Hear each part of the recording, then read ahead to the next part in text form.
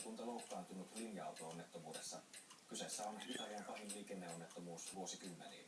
Linja-auto suistui alas moottoritien ylikulkusillalta Napolin lähistöllä. Onnettomuuden syistä on aloitettu rikostutkinta. Poliisi selvittää, johtuuko onnettomuus esimerkiksi jarruviasta tai kuljettajan sairauskohtauksesta. Päivänvalossa viime yön bussiturma paljastuu kaikessa karmeudessaan.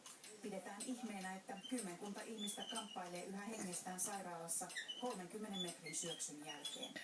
Lentoa ennen bussi törmäsi vauhdissa lukuisiin autoihin Napoli-Bari-väylällä.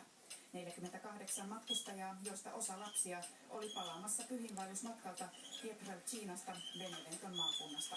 Liikenneonnettomuus on Italian pahimpia. Medici dei vigili del fuoco che hanno lavorato tantissimo per liberare le salme. E ho visto i dottori con le coperte piene di sangue, è stata una cosa impressionante. Ruumisarkkuja koottiin